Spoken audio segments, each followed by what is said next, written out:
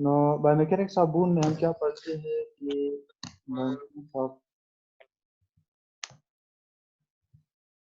The purpose of this chapter, पहला chapter है ये बुक का, पहला चैप्टर है कि इसमें बायोमेकेनिक्स ऑफ बोन पढ़ेंगे हम। इसमें हम क्या पढ़ते हैं कि briefly review the basic bone biology and terminology.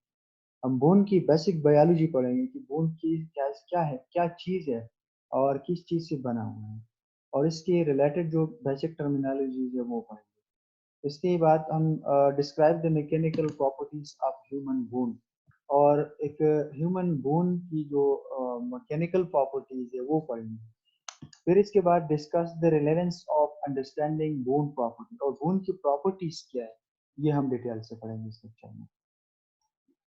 Biomechanics of bone, मैंने पहले पढ़ा कि biomechanics is a branch of bio engineering या in which principle method from engineer, हाँ, प्रिंसिपल एंड ये बायो इंजीनियरिंग का एक ब्रांच है, और जिसमें in which principle and method from engineering basic science and technology आएगा।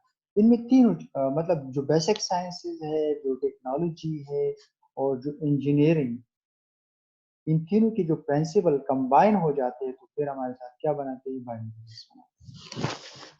to design, to test and manufacture equipment for use and medicine। अब ये भी कुछ ऐसे टेस्ट होंगे, कुछ मैन्युफैक्चर होंगे, इक्विपमेंट होंगे जो हम मेडिसिन में यूज करते हैं। In to understand and design and solve problems in physiology and biology, और इसके रिलेटेड जो फिजियोलॉजी और बायोलॉजी है उसके बारे में अंडरस्टैंड, और उसको जो मसले आते हैं वो सॉल्व करने के लिए बायोमेकेनिक्स हमारा वो हेल्प करते हैं। Biomechanics and physics, we are using these terms to describe here.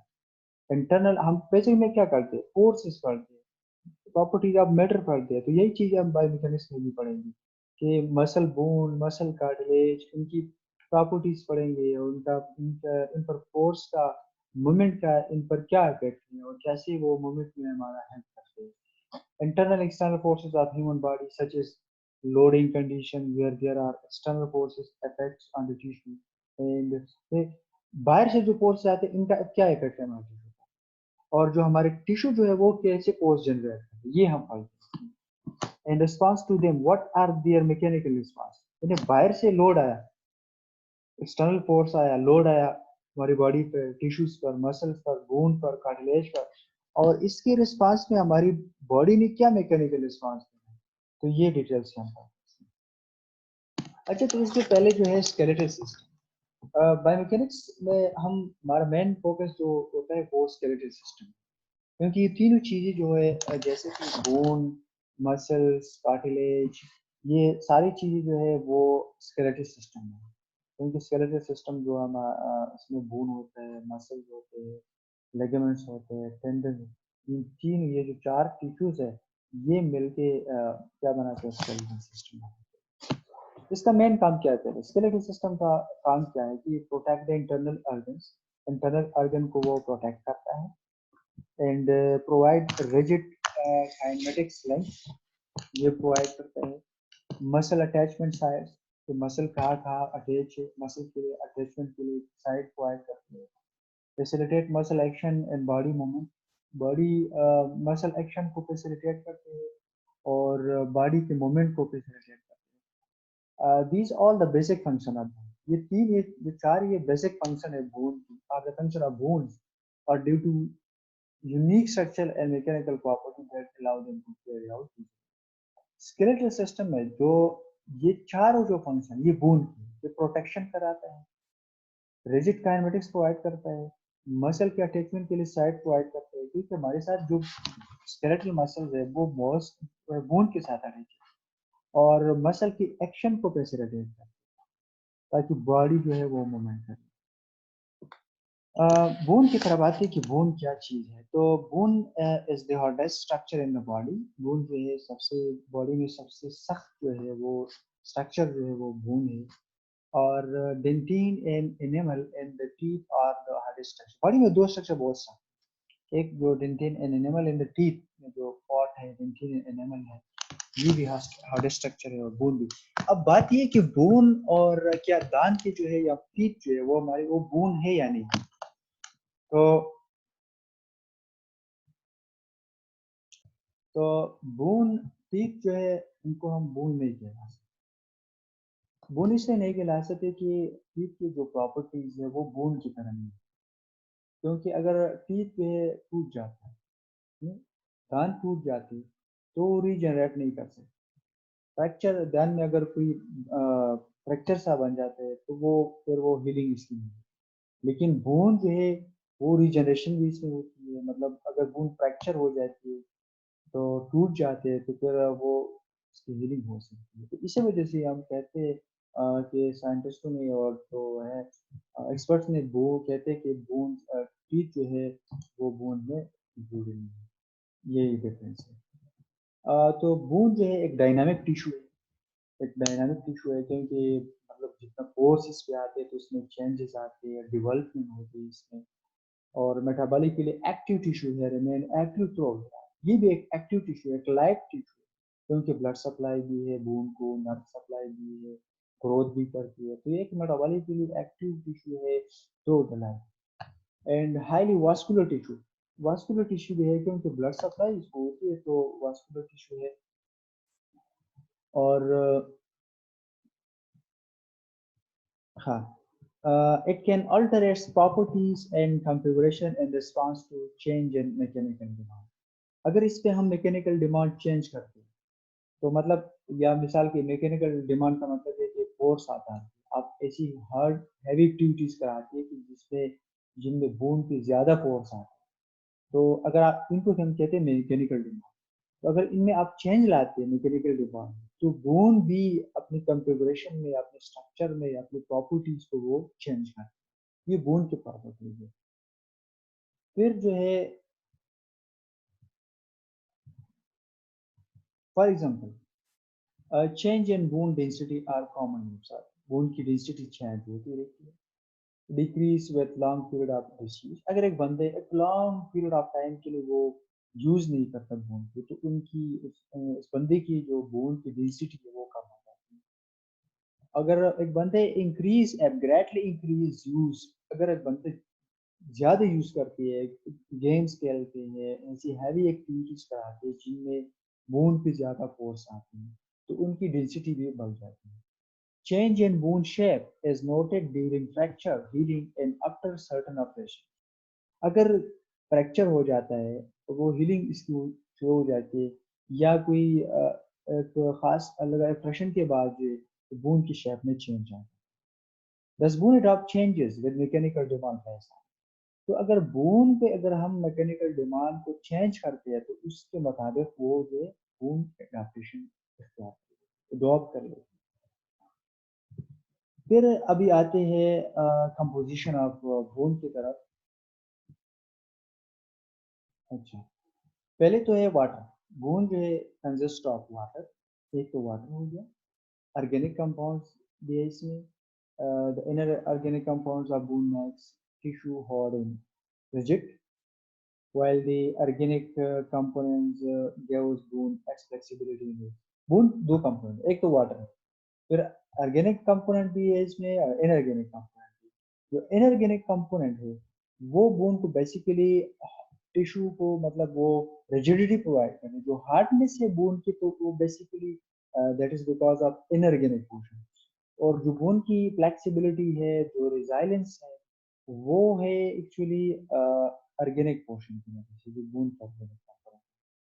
The composition of bone differs depending on size, animal age, dietary history and presence of disease। अब बोन की जो कंपोजिशन है वो very करते हैं, वो मुख्तलिफ होते हैं।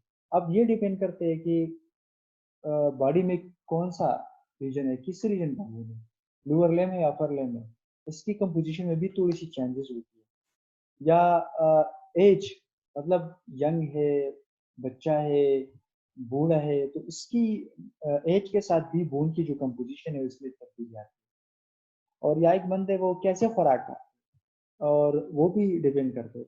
और इसकी कोई बीमारी तो इसको नहीं है। अगर कोई ऐसी बीमारी है जिसकी वजह से वो बोन की डेंसिटी वो कम हो जाती है तो ऐसी कोई बीमारी तो नहीं है।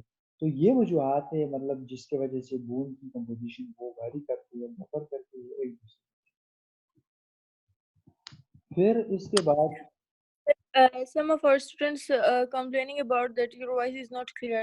आपकी आवाज़ सही नहीं जा रही है। मुझे तो सही आ मेरी रही है लेकिन स्टूडेंट्स को आपकी आवाज़ सही नहीं जा रही। मेरी आवाज़ सही नहीं आ रही? मुझे तो सही आ रही है। आई डोंट नो तो कि कुछ आपको अगर सही यार 1 minute.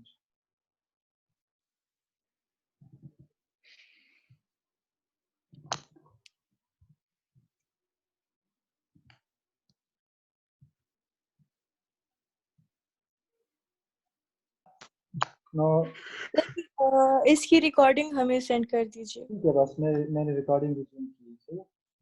Thanks.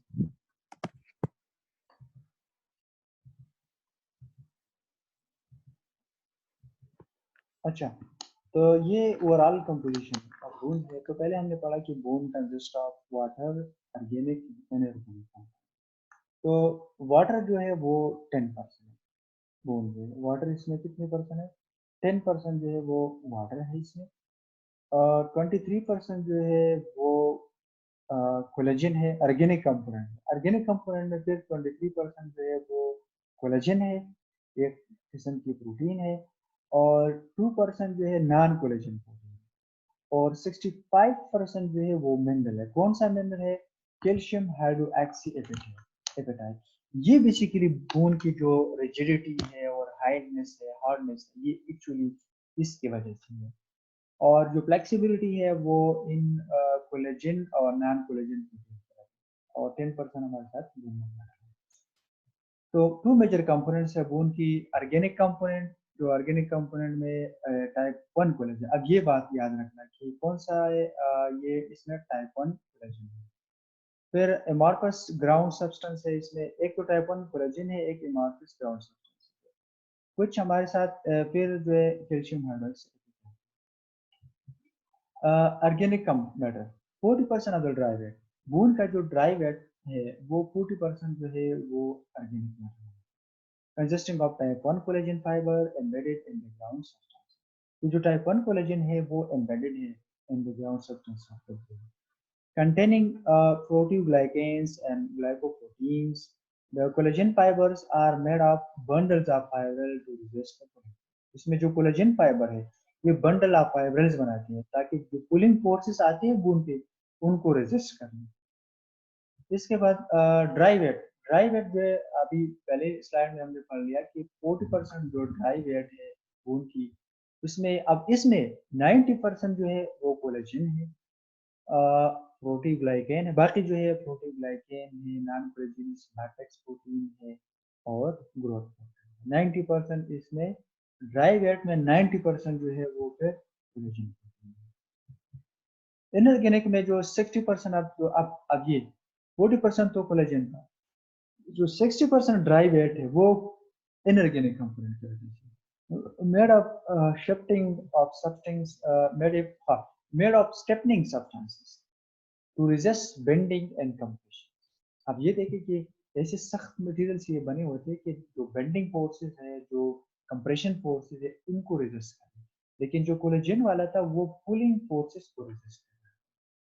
The bone mineral is an analog of esters of calcium phosphate hydroxyapatite। अब ये कौन सा ये पूरा फार्मूला है कि हाइड्रोक्सीएपेटाइट कैल्शियम हाइड्रोक्सीएपेटाइट इसमें बना है।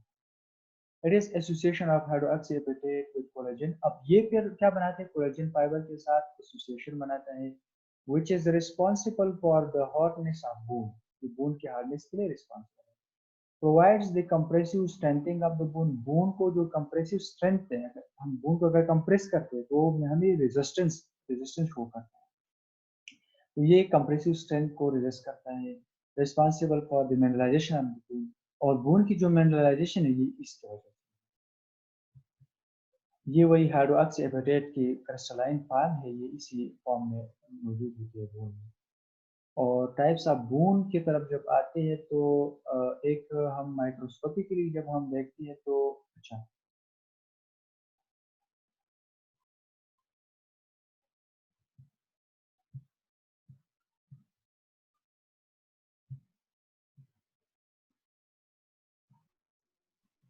हाँ, टाइप्स ऑफ बून जमुन सरा बे चिकम दे दो किस्म दी माइक्रोस्कोपिकली चिकला मुन बून बून दो किस्म टाइप्स के बून सिरा dua qisma yo lamellar de yo chicken दे वो बून लेमन बून में देखो सर ये बेसिकली अगर आपने सुना होगा तो कहते हैं कि सॉफ्ट बून और स्पॉन्जी बून इसको कहते हैं और एक कॉर्टिकल होते हैं तो वही टाइप्स ऑफ बून होते हैं इंशाल्लाह ये हम नेक्स्ट लेक्चर में नेक्स्ट क्लास में सही है